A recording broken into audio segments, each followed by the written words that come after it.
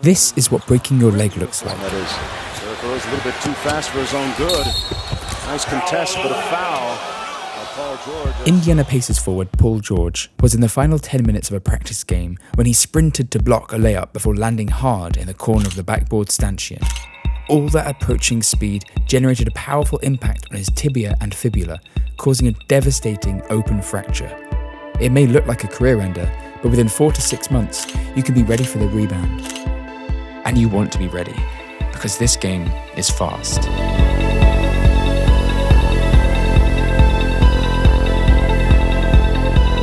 Everything has to be one motion. Come down, show the ball. I finish high. With my elbow not bent or anything. Because the people who actually play make it look easy, people are like, oh yeah, I can play. It's like, no, you can't.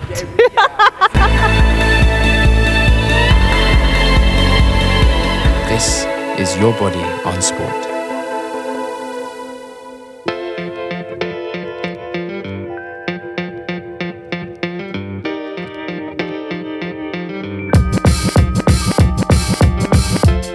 Play basketball, no matter how tall you are. At 5'3", Charlotte Hornets point guard Muggsy Bogues spent his childhood being told he could do anything besides basketball. So what did he do? He went on to play 14 seasons in the NBA. But you don't need this show to tell you it helps to be tall. The NBA's average height for the 2024-25 season is 6 feet 7 inches, with the tallest, Zach Edey, reaching 7'4". You'll have a longer reach for shots, blocks, and defensive coverage. To be a successful basketball player, regardless of height, you'll want a lot of strength, power, and agility. Agility is your ability to control your movement and change directions quickly. Power is your ability to combine speed and strength, like sprinting and jumping. Let's break training down by position. Centers are on the taller, heavier side, with the highest percentage of body fat, while forwards can vary. The small forward is known to be a jack of all trades, while the power forwards excel in height and strength. Guards tend to have the lowest body mass, fat percentage, and height, but they make up for it in speed and accuracy. Recently, point guards who take on the role of running offense for the team are the heaviest they've ever been, while the other positions seem to be losing weight. Overall, today's average NBA player is 215 pounds. It's a game of constant starts, stops, and changes in direction over 48 minutes, which can become 2.5 hours with breaks and stoppage time. In this time, you'll find yourself covering anywhere between 2.8 and 3.1 miles each game, spending just 34% playing, 57% walking, and 9% standing. These changes in pace require a strong aerobic and anaerobic metabolic system. Your anaerobic system is responsible for successful jumps, sprints, accelerations, and decelerations in-game. It relies on the breaking down of glucose, a type of sugar, without oxygen. Lactic acid can build up in the muscles, used as fuel, but too much can cause a burning sensation from buildup and soreness from muscle tissue microtears later. Around 65% of active game time uses aerobic energy. This energy requires oxygen to fuel the muscles for endurance exercise, like running, swimming, and cycling. Your body uses oxygen to break down fats, carbohydrates, and proteins to keep you going for longer. While both aerobic and anaerobic exercise are crucial in basketball, anaerobic metabolism is the primary energy system across positions. Let's look at how each body part contributes to the sport. In a fast-moving sport like basketball, it's vital to look around you for opportunities everywhere. The ball's direction can change at any moment, and with it, the players. When you have possession, you may look one direction, preparing to pass or shoot, but move in the opposite direction to trick your opposition. That's called a head fake. Your shoulder contains the most mobile joint in your body, the glenohumeral joint, with 6 degrees of free movement, and while it's in use throughout the game, it matters most when you're making a shot. Lining up for the shot, your feet will be shoulder width apart, knees slightly bent, and body balanced, eyes on the target. you'll push your feet into the ground and bring your shooting arm aligned with the basket. You'll flex your elbow and wrist for power, guiding the ball to your target. With momentum from your lower body, you'll extend your arm fully and snap your wrist.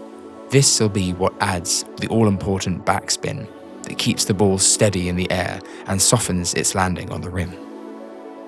Shoulder injuries, although less common, have a big impact on the game's outcome. If you injure your shoulder, say a rotator cuff sprain, that impacts the tendons that keep the joint stable, you'll see 64% more of your shots blocked. When it comes to handling the ball, you need precise coordination from your elbows through to your fingertips. While an amateur's joints might move in opposite directions, an expert's whole arm will move as one coordinated unit. It helps to dribble accurately, but it's even more important to do it consistently. The faster your dribble tempo, the less consistent your dribble will be. Especially when we get low. Trying to go as fast as you can without the ball going dead. Bring it back up. If you're a skilled dribbler, you'll be able to change tempos as smoothly as a runner might transition from a walk to a run. An expert's hand will also be in contact with the ball for longer, using a damping effect to soften contact, especially when you're booking it across the court.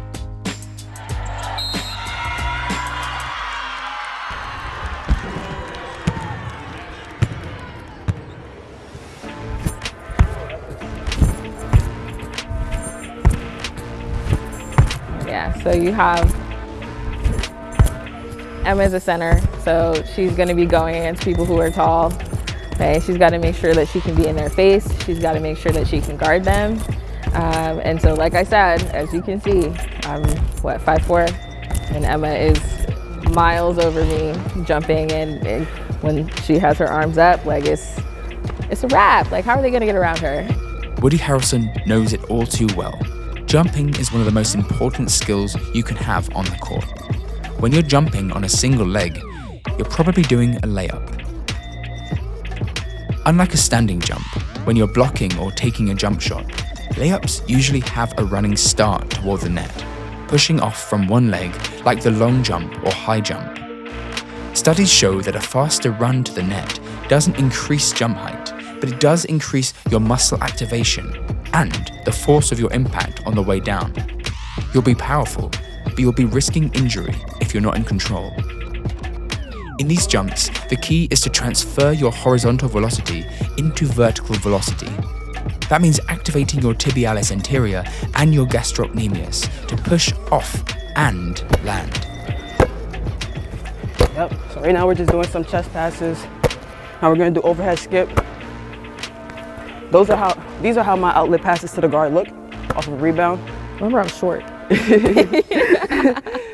When passing, the faster the ball leaves you, the harder it will be to intercept, as long as it stays accurate. The most common pass you'll find is the two-handed chest pass. Your overhead pass can evade defenders. Just bring the ball behind your head, extend your arms forward, and use your back for force. Now, it's important when I do the overhead skip pass that I'm not just throwing it like this. I want to step into my pass to give it more force, more air, because then I can just get off balance if I'm not stepping into it. Do you want to show them a longer one? Yeah. Yeah. For example, let's say there's a rebound, I'm getting it. I'm looking at outlet, I'm stepping right into that pass. So I'm on balance. Rather than I get the rebound, the balance is not really there. You know, I'm susceptible to travel. That's a turnover, we don't want that. So I'm just gonna step into it, make a clean pass, and yeah, go to work from there. It's true, your core isn't just about shredded abs. It's a vital bridge between your upper and lower body's transfer of power. Your trunk, or this area, and your pelvis down here transfer energy to your arms and legs by stabilizing your lumbosacral region. In turn, the force generated by your limbs is distributed back to your core, reducing that load on your joints when your feet hit the ground. If your core isn't stiff and stable, you're at a higher risk of injury and poor performance. People think that a shot is just from the upper body because that's where you see the ball released from. But as you can see, if you're looking at her ankles and her knees, she's coming all the way through. You get up to the hips, that's where her power is going to come from. The glutes are a powerhouse, so glute activation is super important. Whether you're running, whether you're shooting, whether you're defending, no matter what you're doing on the court, your glutes are at the center of that movement. If you need to be able to pivot, your glutes and your core are going to hold you so that you are stable. And then when you're coming up on the balls of your feet, you're getting that extra spring action. Okay, so that gives you a little bit more agility, a little bit more power in order to execute your shot and what you're doing. For fast movements, you need fast feet. In any given game, you'll have as much as 1,000 changes of movement patterns, happening on average every 2 seconds. But not all feet are created equal. This is a foot, and this is your navicular bone. This is what supports your foot's arch, that curved structure on the soles of your feet that help to absorb the impact of your weight on the court. And the navicular drop is how far that bone moves between a weight-bearing position and a relaxed position. If you've got a lower navicular drop, your arches are stiffer, giving you a more stable platform to move from side to side. This helps in the game when you want to quickly change direction, but excessive stress can lead to ankle injuries. With a higher navicular drop, you're more mobile and flexible, but that's not always a benefit. Yes. It may decrease your chances of a foot injury, but your movements will transfer the force to your knees and hips instead, putting you at risk there. If you're in the average range, your navicular drop will be between 5 and 9 millimeters. However your particular navicular drops, there are ways to protect yourself and keep you on your feet long term. After 10 years, I would hope I know what I'm doing. You can slide back a little bit more. After 10 years, you also learn everybody has preferences for taping. And so with basketball, I found that if you mix a little bit of basketball ankle taping with soccer ankle taping, soccer players don't like any tape at all. They want the least amount on there. And basketball players, you need to make sure it's high enough. Different ankle tapes, if you go too far up in the foot, then it can start to squeeze the space and the arch, and it doesn't feel comfortable when you're trying to run around, when you're trying to move. A lot of the times we'll use taping as a means of assistance. If someone has an injury and it's a little bit more painful to run or jump or change direction without it, then we'll use this to help add a little bit of stability, but with that comes less flexibility.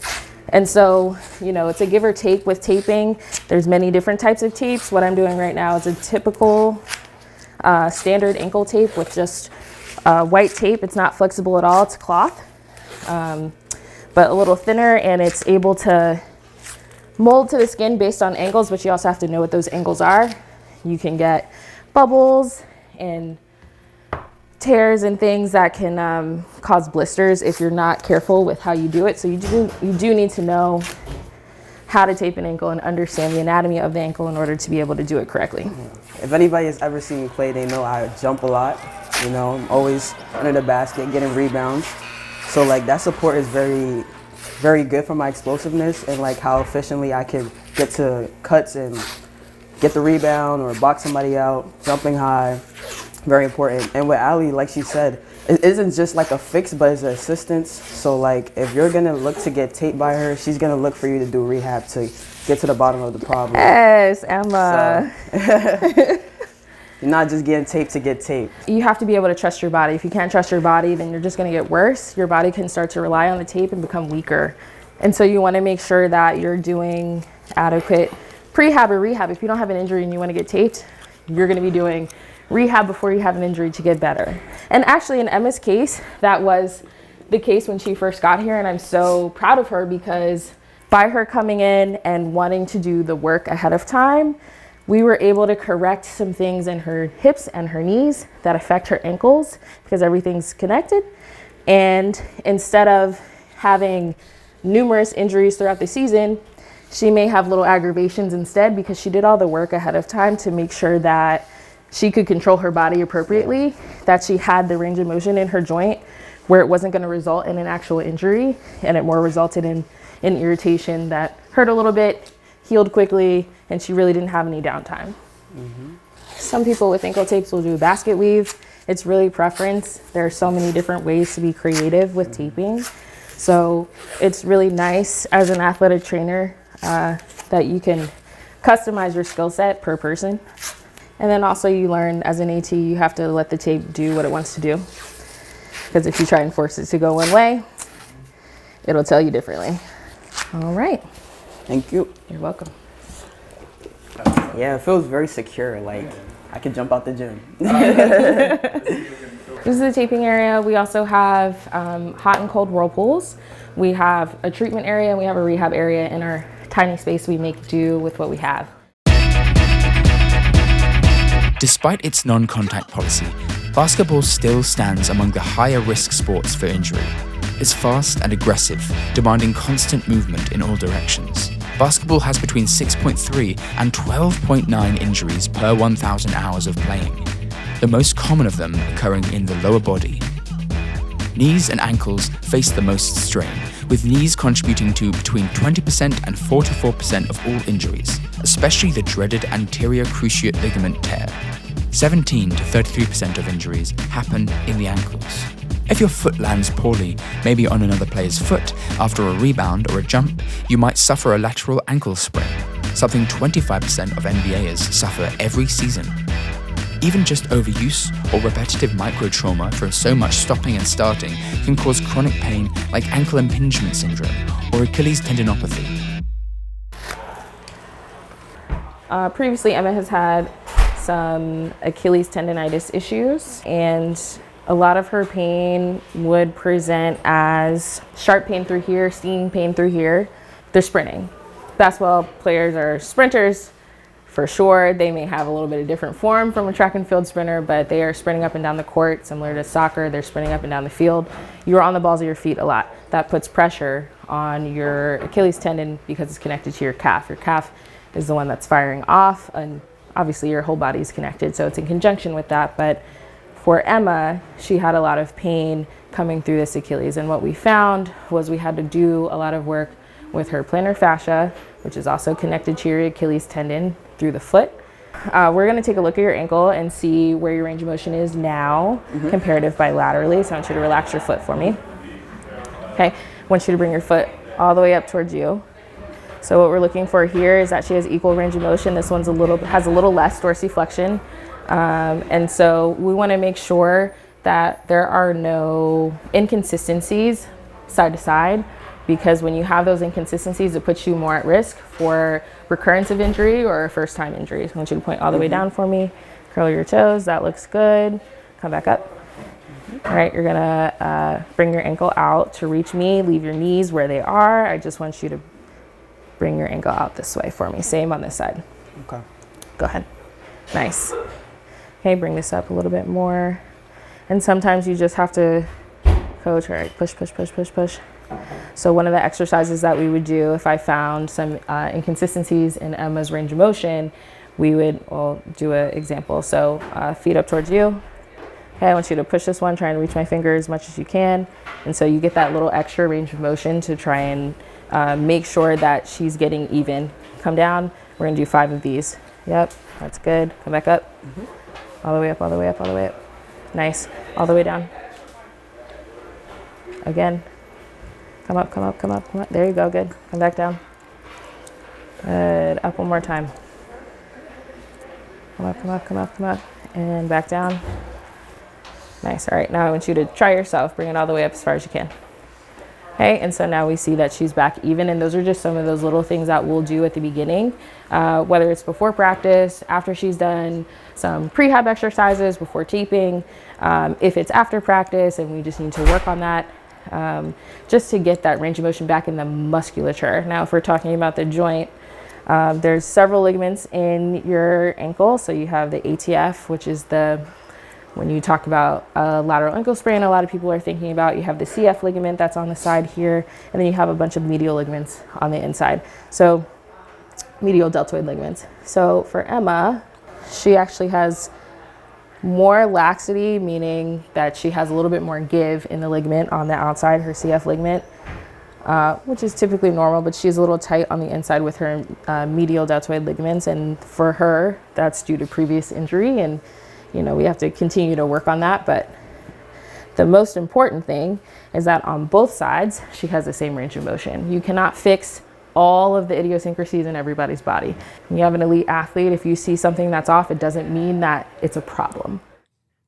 As for the rest of your body, you're not at much risk of upper body injuries, with head and face lacerations being a possibility with all those hands flying around.